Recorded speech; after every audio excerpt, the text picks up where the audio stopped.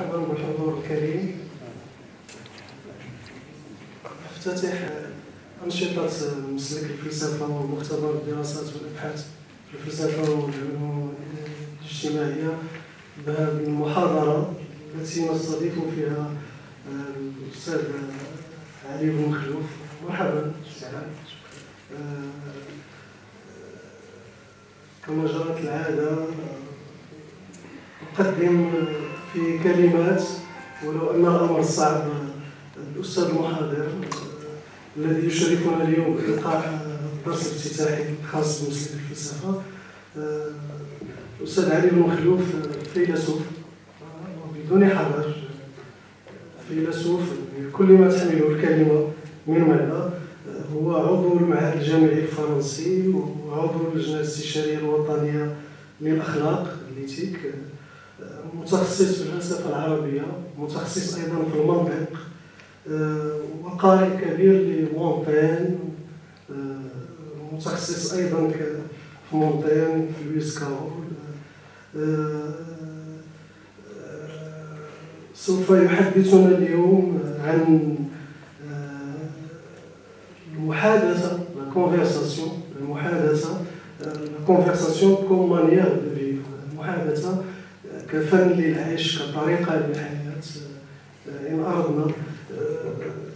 كتابات الأستاذ علي بن مخلوف قلت مجالات معرفية متعددة.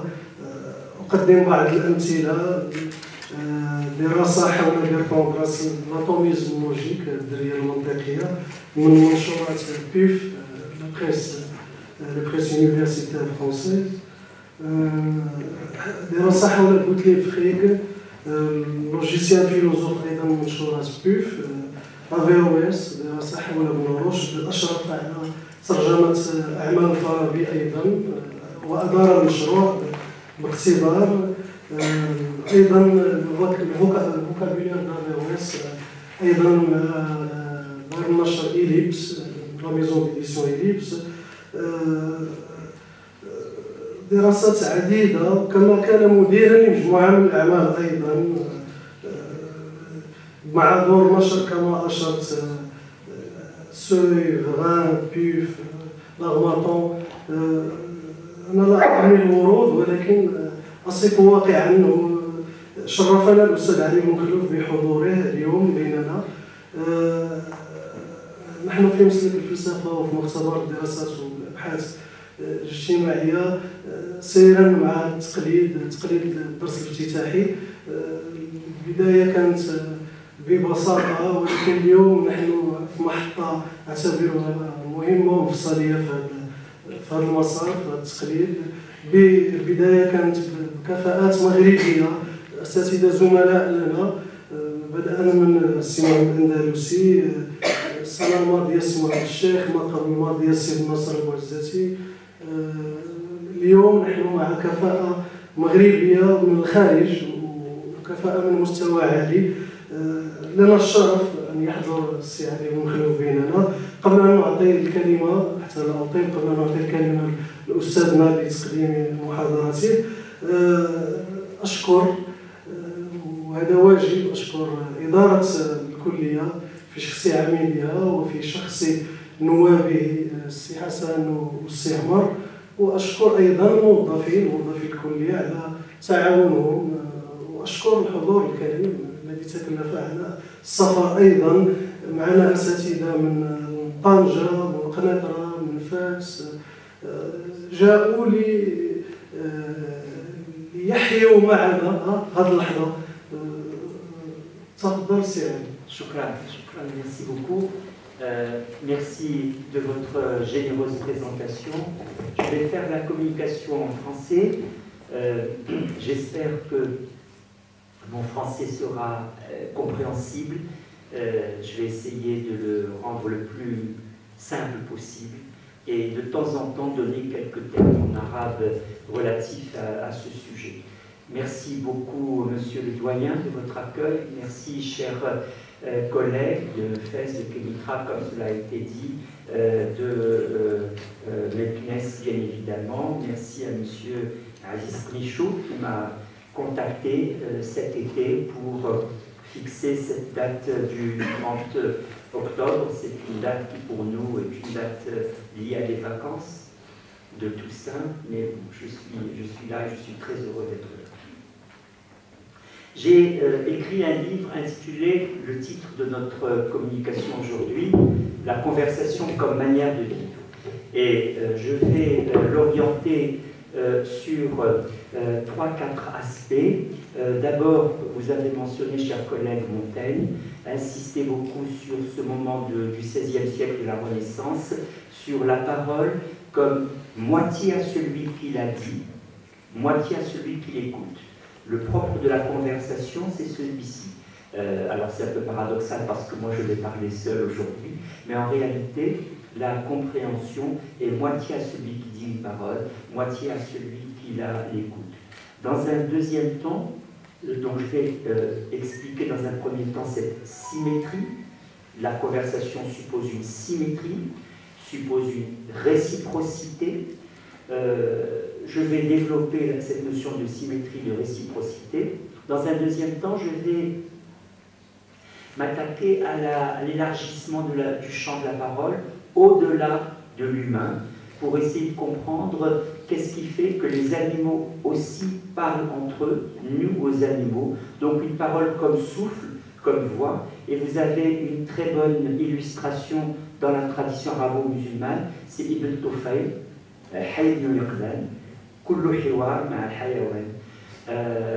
dans un troisième temps, je vais préciser au niveau du langage la place de la synonymie,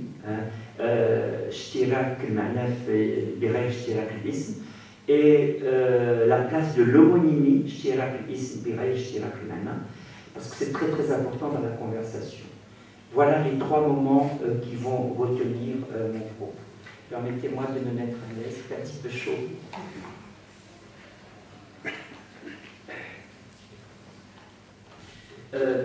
Tout d'abord, je disais que la conversation comme réciprocité et comme symétrie, une situation de symétrie très très simple pour vous faire comprendre le propre de la conversation, c'est le jeu de tennis. Vous avez 2 positions, l'un est sur une place de terrain, l'autre est sur l'autre place de terrain, et 2 philosophes ont adopté cette métaphore, cette image du jeu de balle, de tennis, pour parler de la conversation.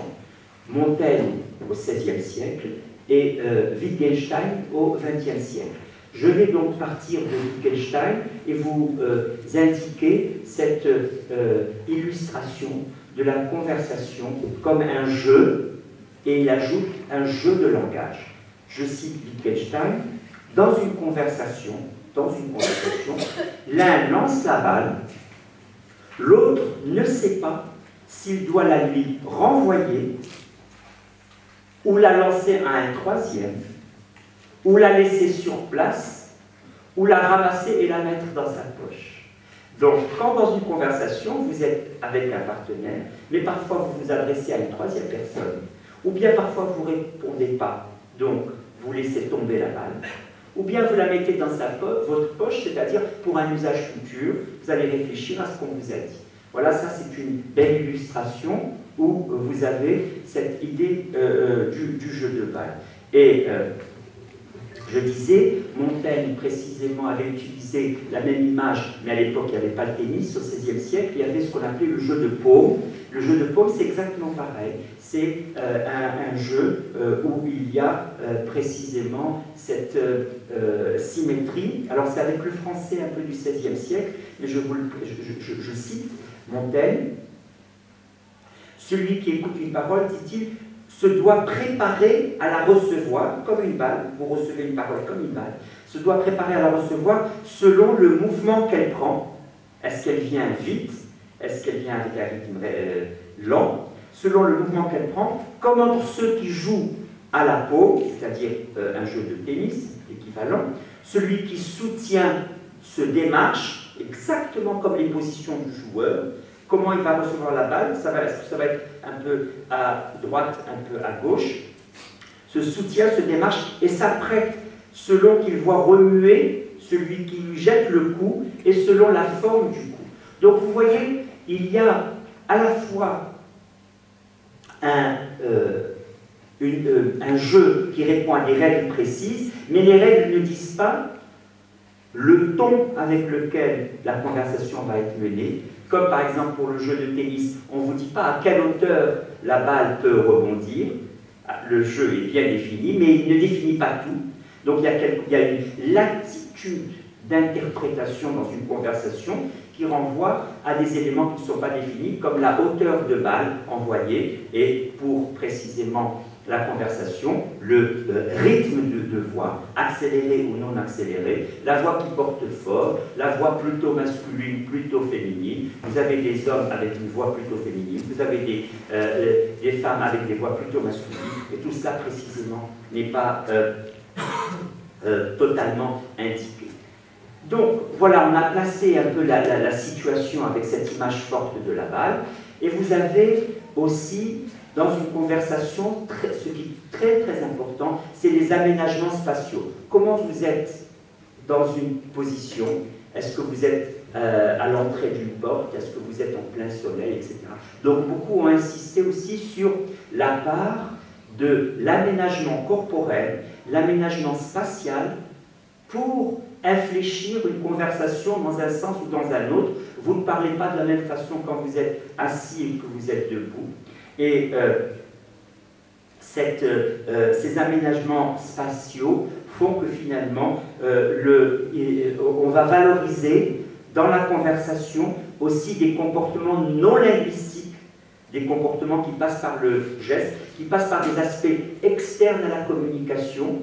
Vous êtes en conférence et en conversation parce que vous vous levez en même temps, vous sortez en même temps. Il y a des aspects externes à la communication, mais qui font partie de la manière d'être en conférence les uns avec les autres. Je disais que Montaigne disait que la parole appartient moitié à celui qui l'écoute, moitié à celui qui la dit, moitié à celui qui l'écoute. Cette double moitié est très très importante. Elle est importante pour signaler aussi que quand je parle, l'autre est toujours déjà présent dans ma manière de m'exprimer. Combien je serais heureux, disait Roland Barthes, si je pouvais m'appliquer ce mot de Brecht, Bertolt Brecht, le grand homme de théâtre. Il pensait dans d'autres têtes, donc vous pensez dans d'autres têtes, pas simplement dans la vôtre. Il pensait, alors je cite Brecht, il pensait dans d'autres têtes, et dans la sienne, d'autres que lui pensaient. C'est cela la vraie pensée. La vraie pensée, vous pensez dans d'autres têtes et d'autres têtes pensent en vous. Ça veut dire que, en fait, vous sortez complètement de vous-même dès lors que vous êtes engagé dans une parole qui appartient moitié à vous, moitié à l'autre. Nous sommes faits pour le sentir, pour le dire, mais non pour l'avoir. Flaubert. C'est un enjeu très très important. Ça veut dire quoi? Ça veut dire qu'en fait, la parole va instituer Mujtama al-Khitab, une société de discours. Et cette parole qui est société de discours va se faire miroir de la société. Et ce miroir de la société fait que ce test dans la parole échangée, la confiance, etc., ce test la confiance, et ce test la mutuelle reconnaissance, et il y a un très très bon exemple au XVIe siècle, toujours Montaigne. Les Amérindiens, c'était le moment où il y a eu la colonisation de l'Amérique latine, vous le savez, ce qu'on appelait l'Amérique latine, et en 1550, il y a des Amérindiens qui sont, que Montaigne a rencontrés dans la cour de Charles IX. Il les a rencontrés dans la cour de Charles IX. Il veut entrer en conversation avec eux. Comment peut-il faire? C'est le truchement d'une traduction. Il est obligé de passer par la traduction. Mais il dit, j'ai pu savoir quelques petites choses, mais le traducteur ne m'a pas permis d'aller au-delà de ce que je voulais dire, et il y a eu une limitation par cette traduction. Mais tout de même, La première question qu'il leur a demandé, c'est comment ont-ils vu la France? Ils ont dit, on est très étonnés parce que nous, on se considère moitié les uns des autres. Ça, c'est encore cet élément de symétrie qui est très très important. On se considère moitié les uns des autres et on est étonné qu'ici en France, donc en 1550, au XVIe siècle, qu'ici en France, il y ait je cite, ils avaient aperçu, donc ces Amérindiens, qu'il y avait parmi nous des hommes pleins et gorgés de toute commodité, la Vessalio, des gens qui sont très riches, et que leur moitié, toujours cette idée de moitié, leur moitié était mendiant à leur porte, et trouvaient étrange que ces moitiés nécessiteuses, ces moitiés nécessiteuses ne prisent pas les autres à la gorge et mettent feu à leur maison. Ça, c'est les Amérindiens. Cette inégalité est telle que ce n'est pas possible que des mendiants puissent totalement accepter de ne pas, finalement, agresser les autres. Ça c'est un enjeu très très important. Ça veut dire quoi? Ça ne veut pas dire qu'il faut agresser les autres. Ça veut dire qu'en fait, être moitié les uns des autres signifie, avec la symétrie, l'équilibre et une correspondance des parties. Et la conversation assure, c'est pourquoi je l'ai intitulé mon livre comme manière de vivre, parce que la conversation assure cette forme de répa mujtama, cette forme de société de discours dont parle précisément Montaigne.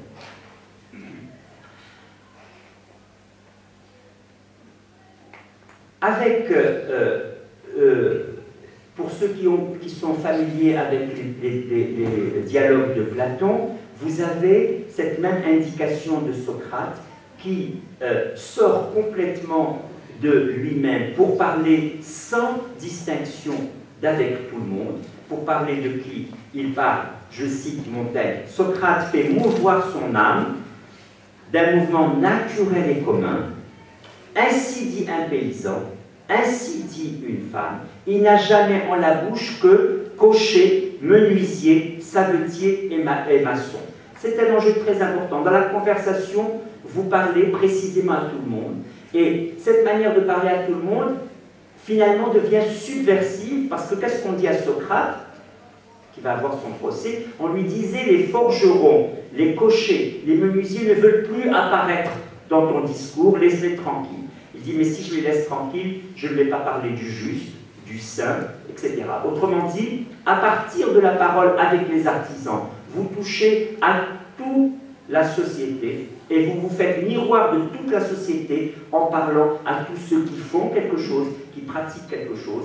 Et cet enjeu, si vous voulez, de toute une économie de la cité qui advient dans l'échange de paroles est un enjeu important. Voilà pour ce premier moment que je vous ai proposé sur la symétrie, la réciprocité, le jeu de balle avec des règles et en même temps une latitude d'interprétation.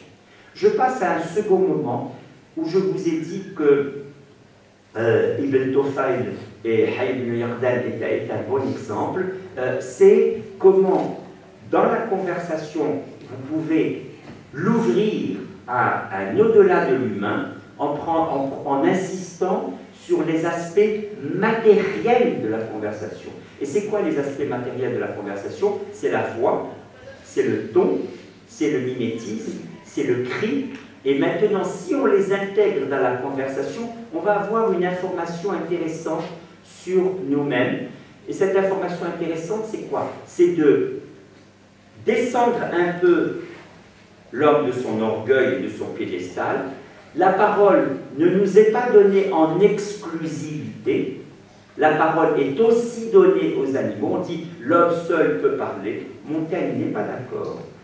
Ibn Tufayl n'est pas d'accord. Pourquoi? Parce qu'en réalité, Montaigne dit c'est par imitation des animaux que la nature nous a, nous, êtres humains, aussi donné la parole. C'est par imitation des autres animaux que la nature nous a aussi donné la parole. Je cite Montaigne, il n'est pas croyable, on ne peut pas croire que la nature nous ait refusé, ce moyen qu'elle a donné à plusieurs autres animaux. alors que souvent on dit Dieu a donné à l'homme à la parole et les autres animaux ne leur a pas donné la parole. Eh bien, renversement de perspective, la nature a donné la parole aux autres animaux et nous, aussi par imitation des autres animaux, on a eu la parole. C'est par imitation des autres animaux et non pas par distinction d'avec eux. C'est un changement de paradigme anthropologique très très important en prenant ce point de vue, si vous voulez, décentré par rapport à l'humain, qui est celui des animaux. La nature, il n'est pas croyable que la nature nous ait refusé ce moyen qu'elle a donné à plusieurs autres animaux, car qu'est-ce autre chose que parler? Cette faculté que nous leur voyons de se plaindre, les animaux se plaignent, de se réjouir, ils sont contents, de s'entre-appeler au secours, ils s'aident, de se convier à l'amour, ils s'aiment, comme ils font par l'usage de leur voix. Comment ne parleraient-elles pas entre elles, les espèces animales? Elles parlent bien à nous et nous à elles. Alors, sur ce point, je veux vous citer précisément Ibn Tufayl, Dohay Ibn Iqdan. Qu'est-ce qu'il dit? L'enfant ne cessa de vivre avec les gazelles, reproduisant ainsi leurs cris avec sa voix à s'y méprendre. Vous situez tous Hayy Ibn Iqdan, donc un individu de l'espèce humaine, mais seul avec toutes les autres espèces animales. C'est comme une expérience de pensée. Il est dans une île et il se retrouve dans cette île sans aucune autre présence humaine, mais avec plusieurs présences animales. La gazelle venait de perdre son petit, elle entend un cri, elle l'adopte pendant 7 ans jusqu'à ce qu'elle meure, elle est quasiment sa mère, et donc finalement, il est dans un compagnonnage d'animaux qui lui fait accéder à la parole à partir du cri et de la voix, et il parle avec ses animaux. Et même quand, aux 3/4 du conte, arrive Assal, qui est l'autre présence humaine, comment il va l'aborder? Je cite, « Il chercha à le rassurer, il ne connaît pas la parole humaine, mais il a une parole. Il chercha à le rassurer par des inflexions de voix, donc c'est Hayy qui essaye de le rassurer, comme quoi il ne va pas l'agresser, par des inflexions de voix, il change les modulations de la voix. Il cherche à le rassurer par des inflexions de voix qu'il avait apprises de certains animaux. C'est les animaux qui lui apprennent comment précisément se comporter avec les humains. Vous vous rendez compte? Il chercha à le rassurer par des inflexions de voix qu'il avait apprises de certains animaux, lui passant la main sur la tête et sur les flancs, le caressant, lui manifestant de la bonne humeur et de la gaieté, si bien que, revenu de sa frayeur, Assal comprit qu'il ne lui voulait aucun mal. Voilà la manière de décentrer le point de vue de l'humain, de prendre le point de vue des autres espèces animales et de faire de la parole et de la conversation quelque chose de cosmique avec une écologie sociale et pas simplement quelque chose de anthropologiquement serré sur les êtres humains entre eux. L'imitation se fait dans les deux sens. Les hommes imitent les animaux imitent les hommes. Et, je cite encore Montaigne, les merles, les corbeaux, les pies, les perroquets, nous leur apprenons à parler. Il est vrai. Et cette facilité que nous reconnaissons à nous fournir leur voix et haleine si souple et si maniable, pour la former et l'étreindre à certain nombre de lettres et de syllabes, témoigne qu'ils ont un discours au-dedans, l'invocateur qui les rend ainsi disciplinables et volontaires à apprendre. S'ils ont ce discours intérieur, discours au sens aussi de raisonnement, de Paul, eh bien, ils peuvent précisément apprendre. Merci d'avoir cité tout à l'heure Lewis Carroll. Lewis Carroll, c'est je vous conseille, parce que vous voyez les contes, certains peut-être ici ne sont pas en philosophie, sont en littérature, peu importe, mais les contes, vous pouvez les lire avec plusieurs couches, si vous voulez, sédimentées comme en géologie, et vous pouvez précisément les prendre à un niveau purement littéraire de régime de langue. Vous pouvez les prendre à un niveau conceptuel, Merfelli, etc.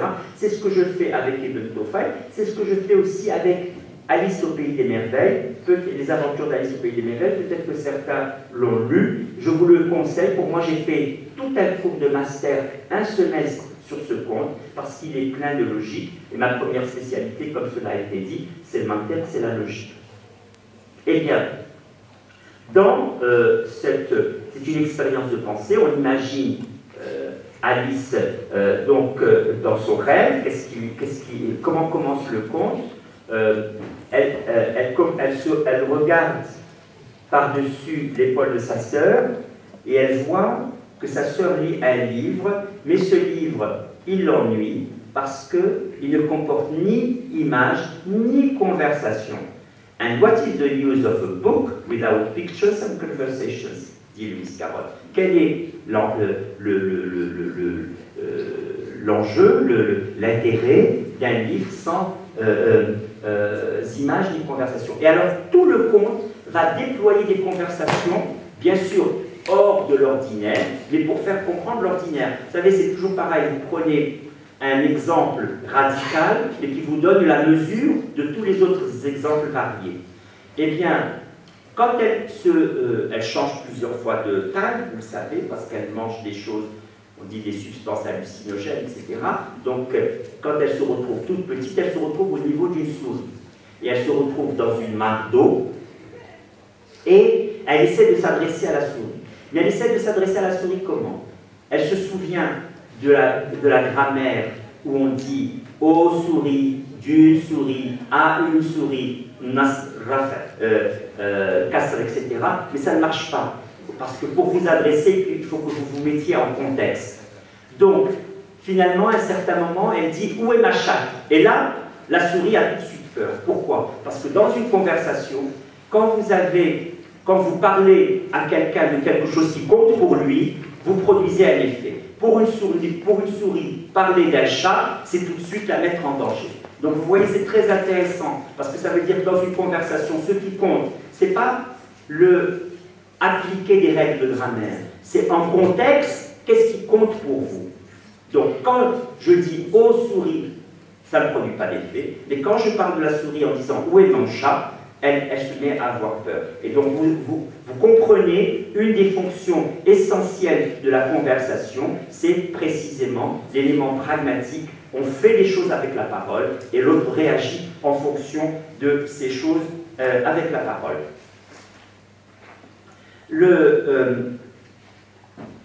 On le voit aussi,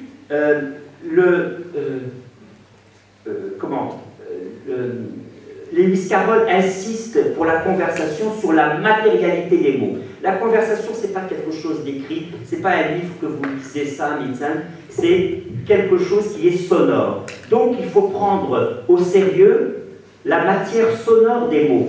Comment les mots sonnent dans votre oreille. Si vous ne les prenez pas en compte, ben, il n'y a pas de conversation. Dans ce cas-là, on va lire, par exemple, un dialogue, mais ça. Alors, pour prendre en compte la conversation, dans sa force vitale et dans l'adresse vivante à l'autre, eh bien, on va prendre en compte la matière des mots. Et la matière des mots, c'est quoi? C'est ça s'appelle l'homonymie. Et dans tous les Lewis Carroll, vous avez de l'homonymie tout le temps. Par exemple, la tortue, en anglais, se dit... Alors ça, c'est intraduisible. Je vais passer par un peu d'anglais, mais ne vous effrayez pas, je vais tout expliquer. Mais c'est des éléments intraduisibles. La tortue, en anglais, s'appelle tortoise. Tortoise. T-O-R-T-O-I-S-E. Tortoise. Et à un certain moment, Alice dit à la tortue, mais comment ça se fait que tu es très savante? Elle dit, parce que Tortoise m'a tout appris. C'est normal. Tortoise taught us to teach, I taught. Tortoise. Donc c'est dans la matérialité des mots, c'est comme si je dis A égale à A. C'est normal que la tortue m'apprenne les choses parce que la tortue, son propre même est d'enseigner. Ça ne passe pas en français de dire, ou en arabe, le propre de la tortue est d'enseigner. Mais en anglais, tortoise, taught us. Tortoise, taught us. Donc ça, c'est très très important d'avoir cette matérialité des mots qui fait très souvent les blagues, les plaisanteries, mais qui fait aussi l'échange rapide de la conversation. Il y a aussi l'homonymie purpose, le but, et porpoise, le dauphin. Et on est bien avisé en mer quand on suit le but, un dauphin, purpose. Purpose, purpose. C'est plein d'homonymies dans les Biscaroles. Well, c'est bien, I am well, mais well, c'est le puits, et on est well in the well, on est bien dans le bien, on est bien dans le puits. Tout ça, c'est fait pour vous réveiller sur la sonorité des mots. Il y a plusieurs autres homonymies qui sont indiquées. Tail, le conte, tail, la queue de la souris, qui est en même temps illustrée dans le conte. On voit une queue qui est en même temps pleine de mots. Pourquoi j'insiste sur cette homonymie? Ce n'est pas pour en faire comme un jeu anodin. C'est pour dire que ce qui compte dans une conversation, ce n'est pas le partage des significations, ce n'est pas arriver au même sens, c'est se délecter des mêmes sons pour se réveiller de leurs différences de signification.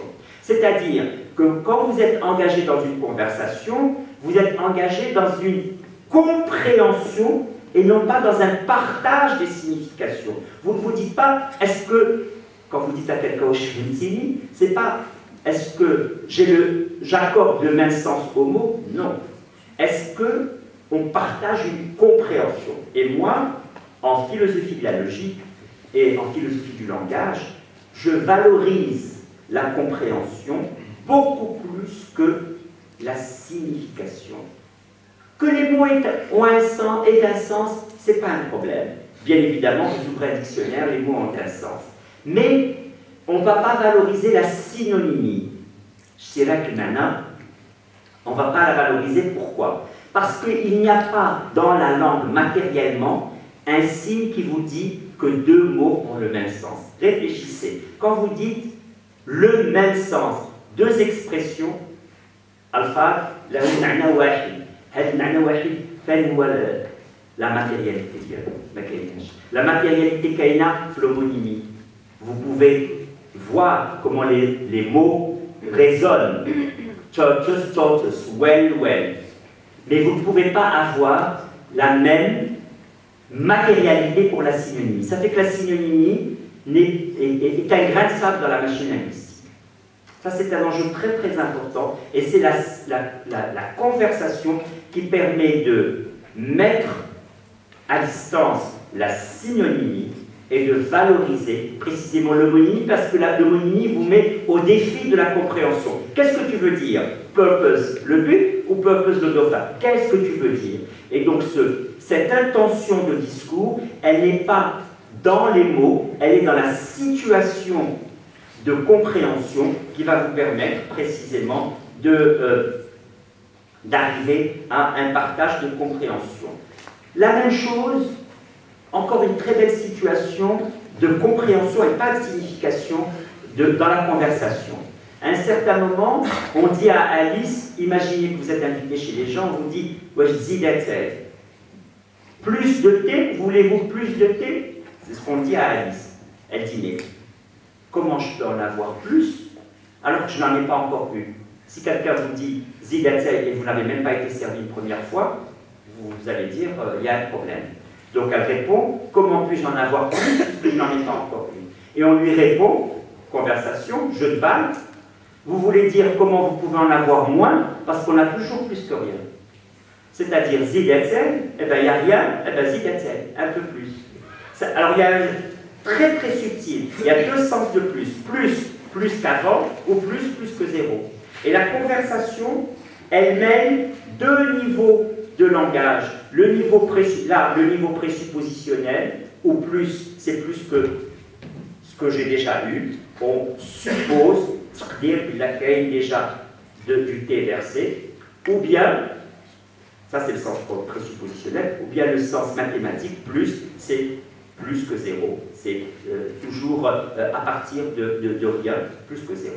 Donc, ces situations-là, bien sûr, vous confrontent à l'intraduisible, bien sûr, vous confrontent au défi de la compréhension, mais vous libère en même temps, vous libère complètement de la recherche de la synonymie, parce qu'effectivement, cette synonymie, comme je vous le disais, elle n'a aucune matérialité dans le langage, et après, ça vous fait une obsession mentale. Wittgenstein appelait ça une crampe mentale, comme quand vous avez une crampe au pied, il y a des crampes mentales, et la crampe mentale, c'est quand précisément vous pensez qu'il faut partager un même sens, que le sens est inscrit, par exemple, dans un texte ou inscrit dans un discours, et qu'il faut le partager. Non, le sens se constitue dans l'adresse, et surtout, il est dépendant de la compréhension.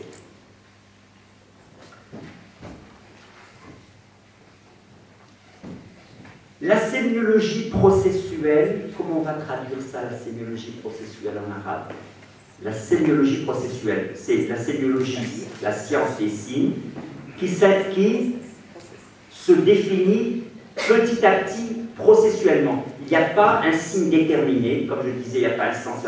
Quand vous prenez un dictionnaire, vous pensez que vous allez trouver un sens. Non. Regardez Lisan Arabe, regardez tous les dictionnaires. Vous n'avez jamais un sens. Vous avez quoi? Vous avez plusieurs usages. Donc un dictionnaire, c'est un champ lexical. Un dictionnaire, ce n'est pas la recherche d'un sens. Ça fait le maintenant, je vais trouver ce sens. Non, vous avez pour un mot, usage 1, usage 2, usage 3, usage 4, usage 5. Et ce qu'on appelle le sens, c'est le croisement de tous ces usages, et ça ne les croise pas complètement. Et c'est pourquoi les usages vous mettent en contexte et vous mettent dans un contexte de compréhension. Essayez par exemple, en arabe, de me donner un sens du mot